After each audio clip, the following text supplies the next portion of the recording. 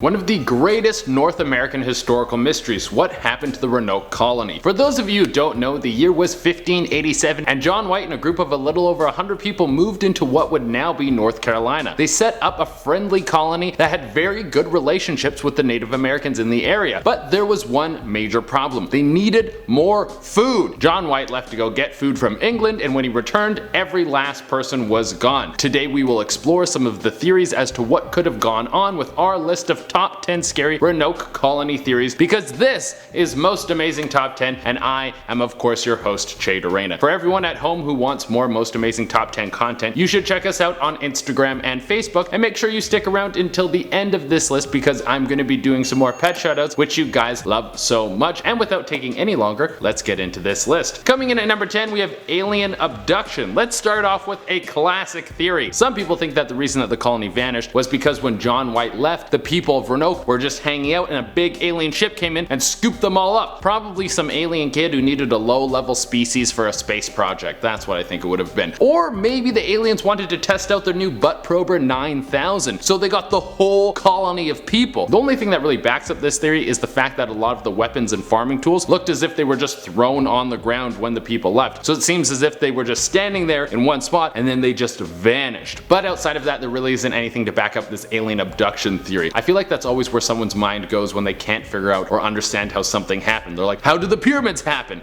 Aliens. What's going on in the government? Lizard aliens. What's the meaning of existence? We're in a simulation run by aliens. Alright. Going into number 9, we have a beast in the woods. This theory I like a lot more than the alien one because it's way creepier. Because if you get abducted by aliens, you might end up with like a magic carpet ride in Aladdin scenario where they take you around the planet like, I can show you the world. Then you fall in love and you have cross-species babies. Someone get Disney on the phone because I got a hot pitch to shoot at them. But with a beast in the woods, you get none of that. Just some creature that comes out and crushes your head in its jaws like it's chewing on a gusher. The idea is that there's some sort of monster or a group of monsters that came out and attacked the colony. Now you would think that there would be some remains left behind if this happened, but not with this beast. This one ate the bones and all. This is why the tools and guns were dropped on the spot, because they were so scared they just dropped everything and then took off into the woods, probably to be eaten at a later time. Coming in at number 8, we have the predator. So this is kind of a combination between the last 2 points. What if the reason that the tribe went missing was because the predator came through and messed everyone up with his infrared vision and mouth that looks like it's a cross between a spider butthole and webbed feet? Now, I'm not saying that the exact same alien as the predator, like the one from the movies, came down, but what if it was one with a similar motivation? An alien came down and wanted a challenge, so he goes into an area that had 100+ people and he only had a spear to kill all these folk. He massacres everyone. No one stood a chance. None of them had the physique of Arnold Schwarzenegger. It's a bloodbath. Every last person is slain. It's literally just a game to this creature, and the reason that there's no bodies left behind is because he takes them as trophies. This is the most probable theory, but you won't hear that from the Anunnaki-run news networks. Coming in at number 7, we have invading tribes. So we've been deep diving into the dark waters of conspiracy theories. Now it's time to get into something a little more probable. Outside tribes came in and killed everyone. This was something John White knew was a threat to the colony when he left. That is why he left them with a ton of weaponry to defend themselves. But even when you are armed, if you have people who know the land better and have a very high stealth rating, then they will find a way to come in at night and kill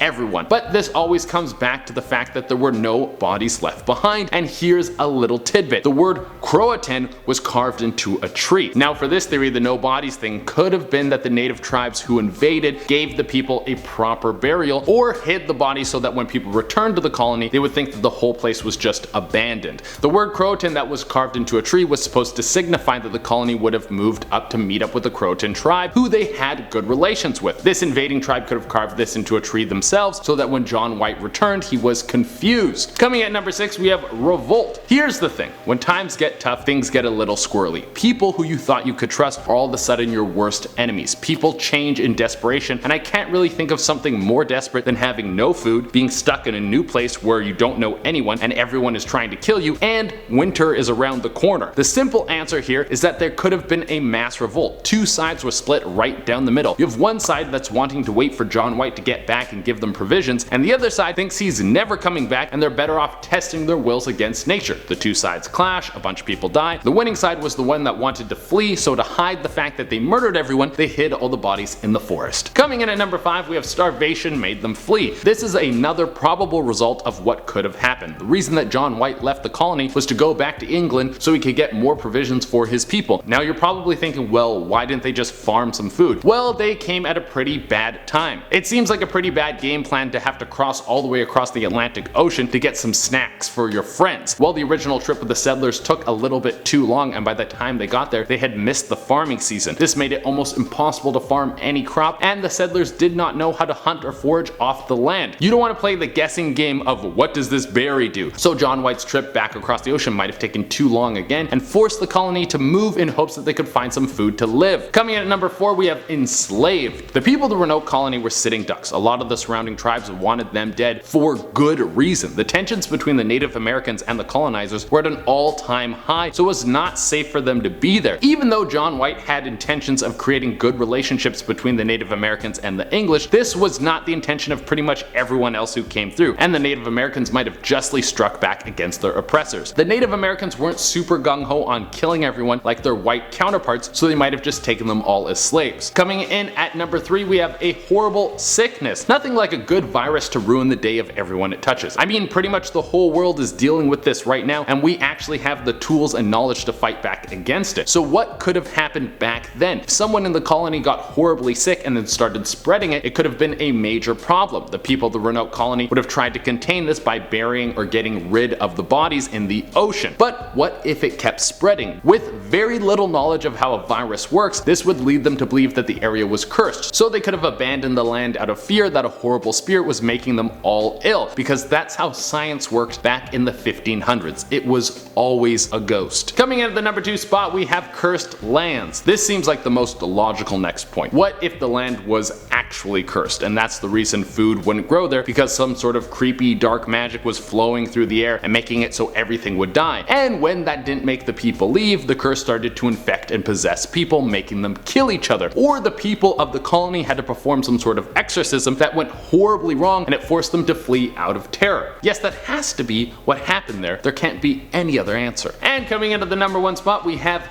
cannibals. Okay, so it's one thing for an invading tribe to come in and kill everyone, but it's a whole other thing if a tribe of cannibals come in and kill everyone. So hear me out on this one. These mystery cannibals come in and invade the Roanoke colony. They don't kill everyone right away. They take out all the armed guards like Mission Impossible style. They go in and capture everyone. Now our cannibals either stay in the colony as their new home or take all their new meat sacks to their cannibal hideout, where they slowly pick people to eat. One after the other, they pick them out like cattle, and then they put them in stews and then present the stews to their leader, who's as critical about cannibal cuisine as Gordon Ramsay. So not only do the people of the Roanoke colony have to watch their friends get eaten, they also have to watch their friends' quality of taste be harshly critiqued. Alright everyone, that has been our list, and as promised, I'm going to be doing some more pet shoutouts. Remember, if you want me to shout out your pet, you can hit me up on Instagram. I pick new pets each day, so if you don't get picked one day, you can message back another day. I usually pick who's messaged most recently, and if it takes me a little while to get back to you, I am very sorry. I have a lot of these to do. Without taking any longer,